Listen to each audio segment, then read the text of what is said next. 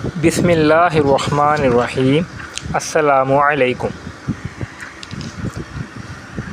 حضرت موسیٰ علیہ السلام کی تضرع و زاری دربار الہی میں قبولیت حاصل کر گئی، اور وہ لوگ جو کہ وہاں ہلاک ہو گئے تھے، کوہ طور میں ہلاک ہو گئے تھے، ان لوگوں کو معاف کر دیا گیا اور دوبارہ زندہ کر دیا گیا، جیسا کہ ارشاد ہے۔ ترجمہ: پھر زندہ کیا ہم نے تم کو تمہارے مرنے کے بعد تاکہ تم شکر ادا کرو۔ قرآن پاک نے حیات بعد الموت کا عام قانون تو یہ بتایا ہے کہ اس دنیاوی موت کے بعد عالم آخرت ہی کے لیے دوبارہ زندگی ملے گی، لیکن قانون خاص یہ ہے کہ کبھی کبھی حکمت اور مصلحت کے پیش نظر اللہ پاک اس دنیا میں بھی مردے کو زندگی بخش دیا کرتے ہیں۔ اللہ رب العالمین مردے کو زندگی بخش دیا کرتا ہے، اور انبیاء علیہ السلام کی معجزانہ زندگی میں خود قرآنی شہادت کے مطابق اس حقیقت کا متعدد بار ظہور ہو چکا ہے۔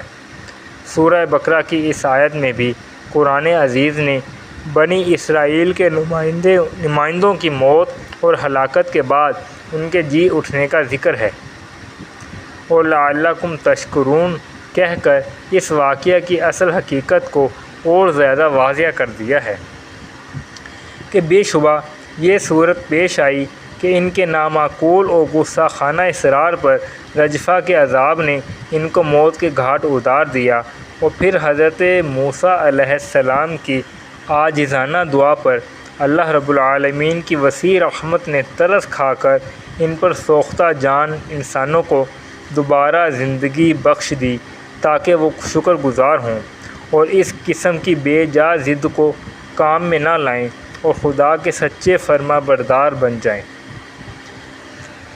جب یہ 70 افراد دوبارہ زندگی پا کر قوم کی جانب واپس ہوئے تو انہوں نے قوم سے سارا قصہ کہہ سنایا اور بتایا کہ موسیٰ علیہ السلام جو کہتے ہیں وہ حق ہے، وہ بلا شبہ خدا کے فرستادہ ہیں، لیکن شہادت میں اپنی طرف سے آمیزش بھی کر دی۔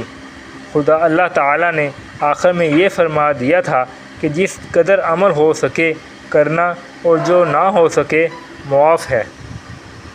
تو کچھ جبلی شرارت، کچھ احکام کی مشقت اور کچھ اس آمیزش کا ہیلا ملا، تو بنی اسرائیل نے صاف کہہ دیا کہ ہم سے تو کسی قانون پر عمل نہیں ہو سکتا۔ حق تعالیٰ نے فرشتوں کو حکم دیا کہ کوہ طور کا ایک ٹکڑا اٹھا کر ان کے سروں پر معلق کر دو کہ یا تو مانو ورنہ پہاڑ تم پر گرا دیا جائے گا۔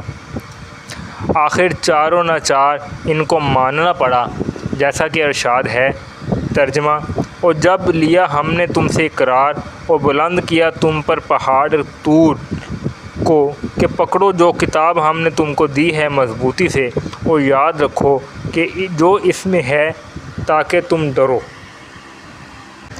ابن کثیر میں ہے کہ جب انہوں نے دیکھ لیا کہ پہاڑ گرنا چاہتا ہے تو فوراً سجدے میں بائیں رخ پر گر پڑے اور سیدھی آنکھوں کی کنکھیوں سے پہاڑ کو دیکھ رہے تھے کہ گر تو نہیں رہا۔ یہی وجہ ہے کہ آج تک جب بھی یہودی سجدہ کرتے ہیں تو اپنے بائیں رخ پر کرتے ہیں اور کہتے ہیں کہ یہ وہ سجدہ ہے جو رفع عذاب کی یادگار ہے۔ تفسیر عزیزی میں ہے کہ حضرت جبرائیل علیہ السلام کو حکم ہوا کہ اس پہاڑ کو اپنی جگہ سے اپنے پروں پر اٹھا کر لا اور قد آدم کے فاصلے پر سے بنی اسرائیل کے سر پر کھڑا کر دے، تو انہوں نے ایسے ہی کیا۔ لشکر گاہ کا طول و عرض ایک فرسنگ تھا، اور یہ پہاڑ بھی اتنا ہی لمبا چوڑا تھا۔ آپ طور سینا سے کوچ کر کے ایلم آ گئے، پھر ایلم سے خروج کیا، دوسرے ماہ کی 15 تاریخ سین کے بیابان میں آئے، اور اسی میں من و سلوہ نازل ہوا۔ چنانچہ اللہ رب العالمین کا ارشاد ہے۔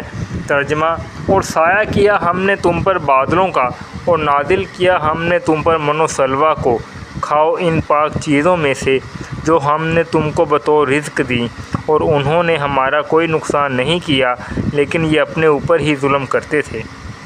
تفسیر حقانی میں ہے کہ بنی اسرائیل جب دریائے کلزم کو عبور کر کے میدان میں آئے تو وہاں گرمی کی شدت تھی۔ اللہ رب العالمین نے اپنے فضل سے بادلوں کا یہ سایہ بنا کر ان کو دھوپ کی شدت سے بچایا۔ اللہ رب العالمین کا تفسیر عزیزی میں ہے کہ مجاہد رحمۃ اللہ علیہ فرماتے ہیں کہ یعنی وہ غمام تھا جس میں اللہ تعالیٰ قیامت کے دن آئیں گے، اور یہ کوئی اور عام ابر نہ تھا۔ اس طرح ان کے مکان کا بندوبست کر دیا اور کھانے کے لیے من و سلوہ نازل فرما دیا۔ من و سلوہ، من اسے ترنجبین کہتے ہیں، اور یہ صبح صادق سے طلوع آفتاب تک برف کی طرح برستی تھی، اور یہ لوگ چادر اور کپڑوں میں جمع کر لیتے تھے۔ کہتے تھے کہ ہر ایک آدمی 4 سیر کی مقدار میں جمع کر لیا کرتا تھا۔ یہ اس کو تمام دن قند و شکر کی طرح کھایا کرتے۔ یہ 6 روز تک برابر برستی اور جمعہ کے دن دو دنوں کے برابر برستی اور ہفتہ کے دن بالکل نہ برستی۔ حضرت موسیٰ علیہ السلام نے ان کو فرما دیا تھا کہ ہفتہ کے دن کے لیے جمعے کے دن ذخیرہ کر لیا کرو، لیکن ایک دن سے زیادہ کا ذخیرہ نہ کرنا۔ ترنجبین تفسیر عزیزی میں ہے کہ جب بخارات اور دھواں آپس میں مل کر زمین سے آسمان کی طرف جاتے ہیں، اور اگر دھواں لطیف اور صاف ہو اور رطوبت غالب ہو اور حرارت اس میں اعتدال کی ساتھ تاثیر کرے تو اس میں شرینی پیدا ہوتی ہے اور برف کی طرح الٹ کر زمین پر گرتی ہے۔ اس کو ترنجبین کہتے ہیں۔ سلوہ یہ ایک جانور کا نام ہے، اس کو ثانی بھی کہتے ہیں۔ یہ اکثر خاری دریاؤں کے گرد زیادہ پایا جاتا ہے۔ ان کو بھیجنے کا یہ طریقہ تھا کہ غروب آفتاب کے وقت جنوب کی ہوا ان پر مسلط کر دی جاتی، اور یہ ہوا ان کو 1000 ہانک کی تعداد میں دریا کے کنارے سے بنی اسرائیل کے لشکر میں لا ڈالتی، اور یہ لوگ ان جانوروں کو ہاتھ اور چادروں اور لکڑی وغیرہ میں سے شکار کر کے ذبح کرتے، اور ہر شخص اپنے اور اپنے بال بچوں کی کفالت کی مقدار ان کو پکڑ لیتا۔ ذخیرہ کرنے کا حکم نہ تھا، صرف جمعہ کے دن اجازت تھی کہ ہفتے کے دن کے لیے ذخیرہ کر سکتے ہو، لیکن ان میں بعض حریص طبع لوگ نے ذخیرہ کرنا شروع کر دیا، جس کی وجہ سے گوشت میں بدبو پیدا ہو جاتی۔ کہتے ہیں کہ اس سے قبل کسی زمانے میں بھی ذخیرہ کرنے سے گوشت بدبودار اور گندا نہ ہوتا تھا۔ بنی اسرائیل کی ذخیرہ اندوزی کی وجہ سے یہاں سے شروع ہوا، جیسا کہ حدیث میں ہے۔ ترجمہ: اگر ہوا نہ ہوتی تو عمر بھر کوئی عورت خاوند کی خیانت نہ کرتی۔ اگر بنی اسرائیل نہ ہوتے تو گوشت پرانا اور بدبودار نہ ہوتا۔ تفسیر عزیزی اور معارف القرآن میں ہے کہ سلوہ بٹیروں کو کہتے ہیں۔ یہ بٹیریں ان کے پاس جمع ہو جاتی اور ان سے بھاگتی نہ تھیں، یہ ان کو پکڑ کر ذبح کر کے کھاتے تھے۔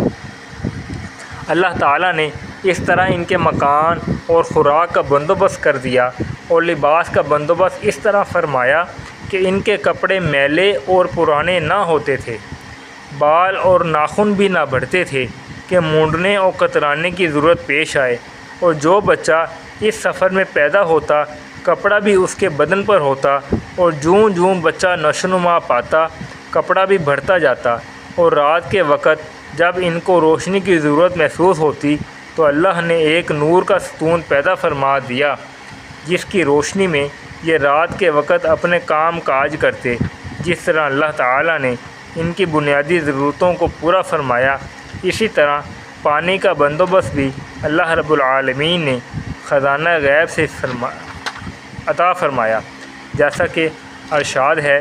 ترجمہ: اور جب پانی مانگا موسیٰ نے اپنی قوم کے لیے تو ہم نے کہا کہ اپنی لاٹھی کو پتھر پر مار، پاس پھوٹ پڑے اس سے 12 چشمے۔ تحقیق جان لیا ہر قبیلے نے اپنے گھات کو، کھاؤ اور پیو اللہ کے رزق سے، اور نہ لوٹو زمین میں فساد کرتے ہوئے۔ عصا تفسیر عزیزی میں ہے کہ یہ بہشت کے ایک درخت کی لکڑی تھی، لمبائی میں آدمی کے 10 ہاتھ کے برابر تھی، اتفاق سے موسیٰ علیہ السلام کا قد بھی اتنا ہی تھا۔ یہ 2 شاخیں تھی، رات کی تاریکی میں اس کی دونوں شاخیں مشعلوں کی طرح چمکتی تھیں۔ یہ عصا آدم علیہ السلام بہشت سے لائے تھے، پھر بطریق وراثت حضرت ابراہیم علیہ السلام کے پاس اور ان کے صاحبزادے مدین کے پاس، اور مدین سے حضرت شعیب کے پاس ہی۔ والسلام، السلام علیکم۔